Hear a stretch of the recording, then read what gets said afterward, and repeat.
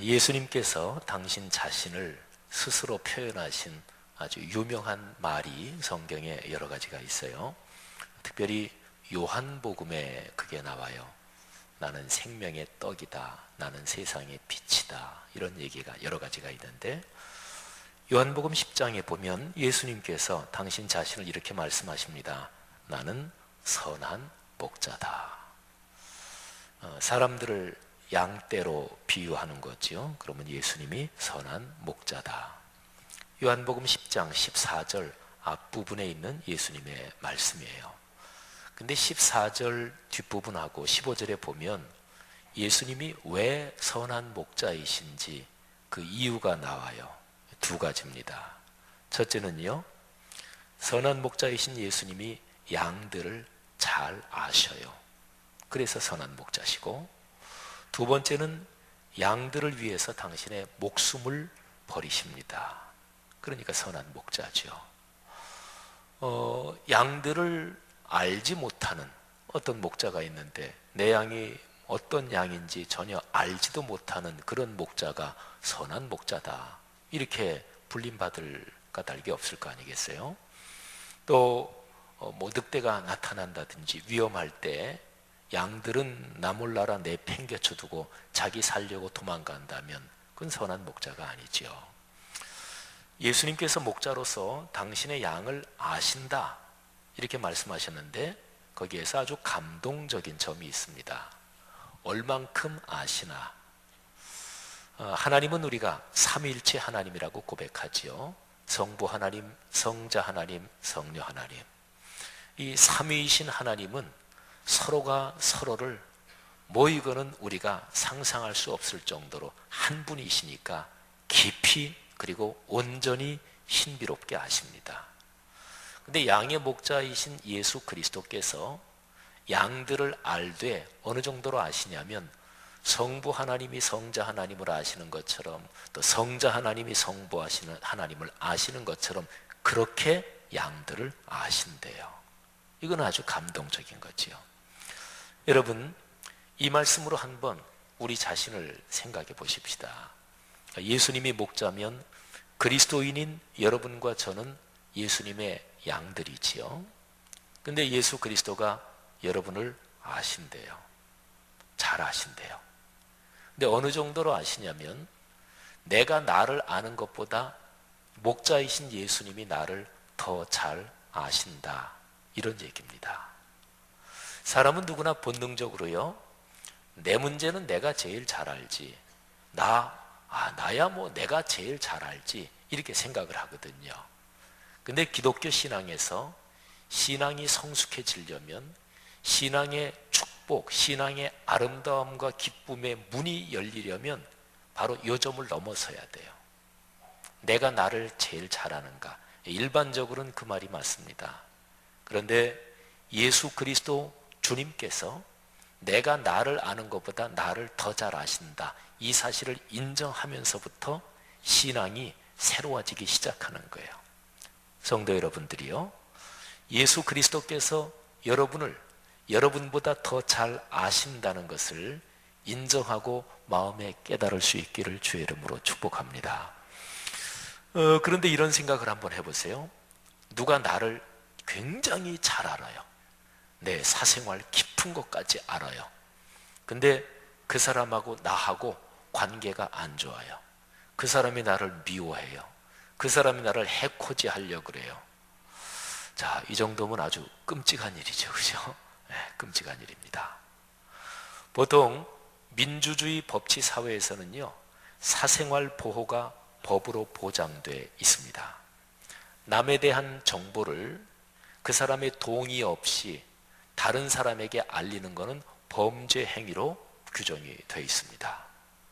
허위 사실만이 아니라 그 사람이 실제로 그래요, 사실에 맞는 얘기도 그 사람의 동의 없이 퍼뜨리면 그게 명예훼손죄, 그게 이제 법치사회에서는 대개다가 일반적인 것입니다. 사랑하신 여러분, 누가 나를 잘 안다, 이거는 사실은 부담스러운 일일 경우가 일반 사회생활에서는 더 많다고 볼 수도 있어요. 그런데 이제 예외가 있어요. 예수 그리스도께서 누구보다 나를 더 잘 아시고 나보다 나를 더 잘 아셔요. 근데 그분이 나를 사랑하십니다. 나를 사랑하셔서 나를 위해서 당신의 목숨까지 내어주셨어요. 여러분, 이거는 감격스러운 일 아닙니까? 성도들이요, 한 해에서 다음 해로 넘어가는 이 아름다운 시기에 나를 나 자신보다 더 잘 알고 계시는 예수 그리스도, 그분에 대한 감격과 사랑이 우리의 마음속에서 가득하기를 바랍니다. 나는 선한 목자다, 10장 14절에서 하신 말씀인데, 그런데 16절에 보면 여기에 연관해서 아주 중요한 표현이 있습니다. 또 이 우리에 들지 아니한 다른 양들이 내게 있다.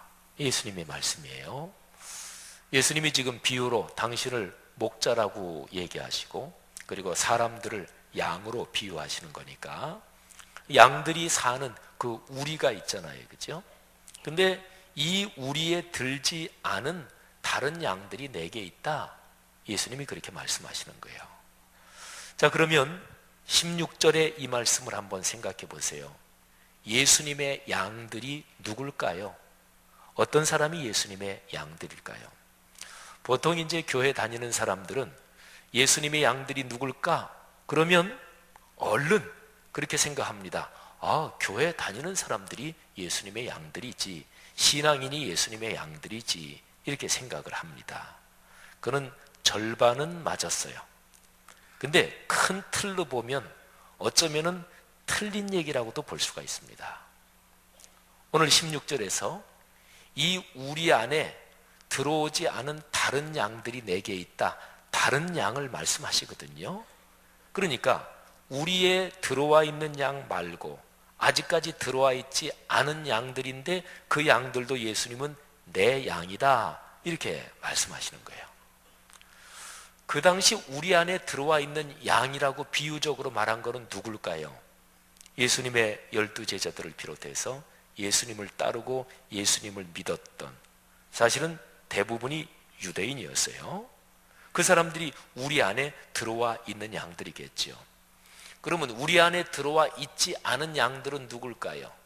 유대인들 중에서도 예수님을 안 믿고 대적하고 반대하는 사람들이 있었는데, 그 사람들도 가리킬 테고, 근데 더 중요한 거는 이방인들, 그리고 사마리아 사람, 그리고 여러 소외된 사람들, 그런 사람들이 우리 안에 아직 들어와 있지 않은 양들입니다. 이방인은요, 그 당시 유대인들이 이방인을 얼마나 사람 취급을 안 했냐면, 하나님이 이방인을 창조하신 목적은, 이유는 지옥에 불이 타는데 지옥에 땔감으로 쓰기 위해서 이방인을 만드셨다, 이렇게까지 생각을 했어요. 혈통적으로 그렇게 본다면 여기 있는 여러분과 저, 여기 혹시 유대인 혈통 가지신 분 안 계시죠? 우리 모두는 지옥의 땔감이에요, 그 사람들로 보면. 이 이방인을 그렇게 멸시했어요. 그런데 예수님은 이방인들에 대해서 진지하게 관심을 가지셨습니다. 또 사마리아 사람들, 원래는 혈통적으로 유대인 혈통인 사람들인데, 그런데 역사적으로 다른 민족하고 피가 섞였어요. 그러니까 유대인들이 혈통의 순수성을 그렇게 강조하고, 그것 때문에 자부심이 그렇게 대단하고, 그거 꽉 붙잡고 역사의 고난도 견딘 민족이에요. 그러니까 원래 자기 민족이었다가 혈통이 섞였다, 이러니까 그 사마리아인은 이방인보다 더 사람 취급을 안 했습니다. 여러분, 그런데 예수님은 말이죠, 사마리아에 대해서 관심을 많이 가지셨어요. 이방 지역만이 아니고 사마리아 사람에 대해서도 관심을 많이 가지셨습니다. 그 당시에 보통 유대인들은 북쪽 갈릴리 지방하고 남쪽 유대 지방을 왔다 갔다 할 때 중간에 사마리아 지방을 거쳐야 되는데, 사마리아 땅을 밟지 않았습니다. 돌아서 다녔어요. 근데 예수님은 사마리아 땅 지나서 다니셨고, 요한복음에 보면 수가성 그 동네에 가서 복음도 전하셨고 며칠 머물기도 하셨습니다. 예수님이 전해주신 얘기 가운데 선한 사마리아 사람 얘기, 누가복음 10장에 나오는 유명한 얘기지요. 근데 거기에서 예수님은 세 사람을 얘기 가운데 등장시키십니다. 근데 두 사람은 제사장 레위인인데, 이 두 사람은 말이죠, 그 당시 이스라엘 사회에서 유대 혈통적으로 가장 순수한 사람이고 가장 정통 유대인이다, 이렇게 볼 수 있는 사람들이에요. 근데 예수님은 제사장 레위인을 등장시키셔서 이 사람들은 본받지 말아야 될 대상으로 등장시키셨어요. 그리고 세 번째 등장인물이 사마리아 사람이죠. 근데 사마리아 사람은 예수님이 그 얘기 가운데서 강도 만난 사람을 도와준 사람, 그래서 지금 얘기를 듣고 있는 사람들이 본받고 따라야 될 사람으로 사마리아 사람을 등장시키신 거예요. 그 얘기는 예수님이 구성하신 얘기니까 예수님이 그 얘기 가운데서 어떤 의미를 가지고 세 사람을 등장시키셨는지 그건 너무나 명백하지요. 예수님은 이만큼 사마리아 사람에 대해서 관심을 가지셨어요. 또는 세리와 창기나 또는 그 당시에 이런저런 사회에서 소외받고 밀려난 사람들에 대해서 예수님은 관심을 가지셨습니다.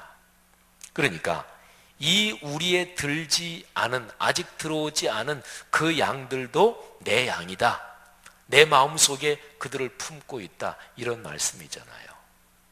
사랑하시는 여러분, 교회 공동체는 성경의 가르침대로 하면 언제나 인류 역사에서 소외된 사람들, 불쌍한 사람들, 어려운 사람들 또는 경계 바깥에 있는 사람들에게 관심을 가져야 합니다. 그게 하나님의 뜻이에요. 우리 교회, 오늘날의 한국 교회, 이 지구상의 교회들이 더욱더 그렇게 되기를 간절히 바랍니다. 자, 그런데요, 이 우리에 들지 아니한 다른 양들, 예수님의 이 표현 조금은 한번 깊이 살펴보겠습니다. 자, 제가 두 가지 장면을 설명을 할 테니까 머릿속으로 그림을 한번 그리면서 제 얘기를 들어보세요. 넓은 들판이 있습니다. 넓은 들판이 있는데 거기에 양의 우리가 하나 딱 있어요. 우리 안에 예수님이 계시고, 그리고 우리 안에 이미 들어와 있는 양들이 거기 있습니다. 그리고 우리가 딱 하나 있는데 우리 바깥에는 넓은 들판, 거친 들판에 여기저기 헤매는 양들, 늑대한테 물려 죽는 양들, 배고파서 지쳐 쓰러진 양들이 그 양 우리 바깥에 여기저기 수도 없이 많습니다. 자, 이게 첫 번째 그림이에요. 요한복음 10장 16절에서 이 우리에 들지 않은 다른 양들, 이런 얘기를 들을 때 우리는 먼저 아마 이런 그림을 머릿속에 그릴 거예요. 자, 그런데 이 우리에 들지 않은 양들, 이거를 성경 원어로 가만히 살펴보고 또 이 뜻이 뭔지를 가만히 묵상해 보면 이 그림 말고 다른 그림을 하나 그릴 수가 있어요. 자, 두 번째 그림을 제가 설명할 테니까 머릿속에 또 그려보십시오. 넓은 들판이 있습니다. 근데 거기에 양의 우리가 하나가 있는 게 아니라 여러 개, 수도 없이 많이 있습니다. 어떤 우리는 유대인들이라는 양들로 구성된 우리가 있고, 애굽 사람, 이집트인들로 구성된 양의 우리도 있고, 로마 시민권자, 이런 양들로 구성된 우리도 있고, 노예들로 구성된 양들, 그런 우리도 있고. 제 말씀이 무슨 얘기인지 아시겠죠? 그죠? 그러니까 그런 수도 없이 많은 양의 우리가 여기저기 쭉 있습니다. 그런데 예수님은 그 양의 우리들 가운데 어디에도 들어가 계시지 않습니다. 예수님은 밖에 들판에 계셔요. 그리고 예수님에게 양들이 하나 둘 모여들기 시작합니다. 어떤 양은 유대인이라는 그 양 우리에 있다가 그 양 우리에서 나와서 예수님한테 왔어요. 어떤 양은 세리, 그 당시에 멸시받고 천대받던 세리라는 양 우리에 있다가 그 우리에서 밖으로 나와서 예수님한테 왔어요. 그래서 예수님을 주변으로 다른 양의 우리 하나가 새롭게 형성되기 시작합니다. 근데 이 새롭게 형성된 예수님이 계셔서 거기에서 만들어진 양의 우리에서는 너 양 어디 출신이야? 이거는 중요하지 않습니다. 예수님은 출신 상관없이 그들 모두를 사랑하십니다. 사실은 그 양들이 예수님을 알기 전부터 이미 예수님은 그들을 알고 계셨습니다. 그들은 모두 본디 예수님의 양들이었기 때문에 그랬습니다. 아마도 먼저는 현실적으로 보면 예수님이 그 당시에 사역하시던 상황으로 보면 먼저 예수님에게 나온 양들은 주로 유대인 우리에서 나온 양들이 먼저 모여들었을 거예요. 이 양들은 예수님한테 대해서 동질감을 느꼈습니다. 그건 당연합니다. 예수님도 혈통적으로는 유대인이니까 그렇죠. 예수님을 중심으로 형성된 새로운 양의 우리에서 이 유대인 우리에서 나온 이 사람들이 기득권을 주장하기 시작했습니다. 바로 그런 상황에서 예수님이 이런 말씀을 하십니다. 나에게는 유대인 그 양의 우리, 그 출신 양들 말고 다른 우리에서 나온 출신 양들, 그리고 앞으로 올 그 양들이 내게 있다. 이렇게 말씀하신 거예요. 요한복음 10장 16절은 제가 지금 설명한 두 번째 그림, 그거를 얘기하고 있어요. 헬라어 원어를 정확하게 보면 바로 그런 뜻인데, 제가 주보에 있는 설교문에다가 독일어 번역 하나, 영어 번역 하나 집어넣었는데, 독일어 읽을 수 있는 분도 또 계실 수도 있으니까 영어는 또 읽을 수 있는 분들 많으시잖아요. 근데 영어 성경 중에서 킹 제임스 버전, 영어 약자로 KJV, 킹 제임스 버전은 헬라어 히브리어 원어를 될 수 있으면 직역해서 옮긴 그런 권위 있는 성경으로 아주 유명한 번역이에요. 그런데 제가 주보에 거기 번역한 거 그거 써놨는데 그런 거예요. 예수님이 말씀하시는 거예요. 나에게는 다른 양들이 있다. 근데 이 양들은 뭐냐면 이 양의 우리, 그거는 유대인의 양의 우리를 말하는 거예요. 이 양의 우리 출신이 아닌 여기에 소속됐다가 나에게 온 그 양들 말고 다른 양들이 내게 있다. 이런 말씀을 하시는 거예요. 여러분, 상당히 다른 그림이지요. 한번 이 그림을 조금 머릿속에 생각해 보면 교회가 뭔지 이게 좀 머리에 이렇게 저렇게 떠오르시지 않습니까?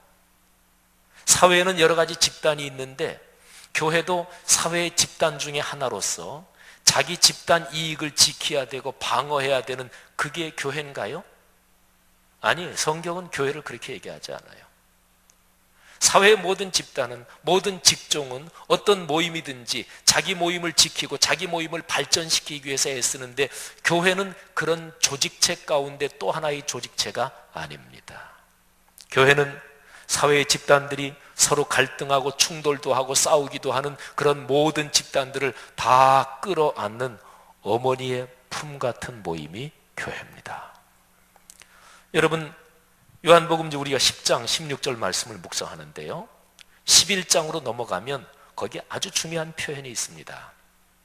대제사장들 그리고 바리새인들, 이 사람들이 예수님을 죽이려고 이제 계획을 합니다. 근데 그 해에 대표 대제사장인 가야바라는 사람이 예수 그자는 죽어야 된다 이렇게 발언을 해요. 근데 성경의 문맥을 가만히 살펴보면 사실은 가야바의 입술을 통해서 예수님이 왜 십자가에 달려 돌아가시는지 성령이 가야바의 입을 통해서 얘기를 하게 하는 거예요. 성경에는 그런 구절들이 많아요. 심지어는 악한 자라고 해도 하나님이 악한 자의 입을 빌려서 말씀하시는 경우도 있어요.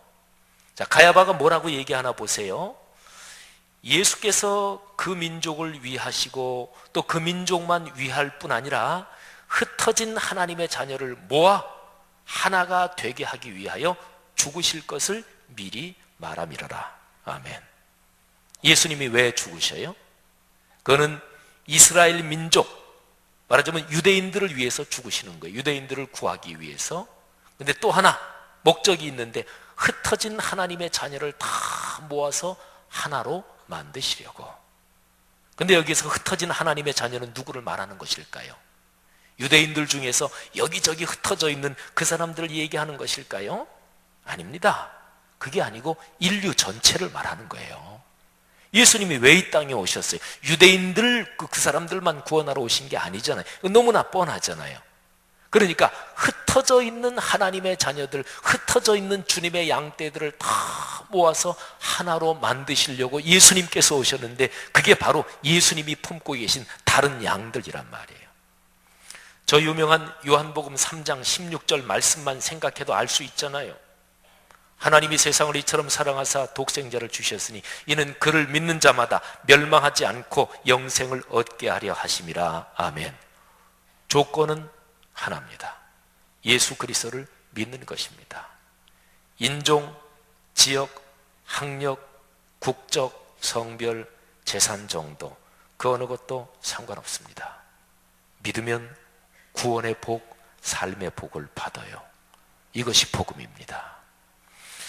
사도행전을 한번 중요한 부분을 하나만 더 살펴보면 사도행전 전체의 흐름에서요 10장에 보면 초대교회 예루살렘 교회 기둥과도 같은 지도자가 이방인 백부장 고넬료를 만나요.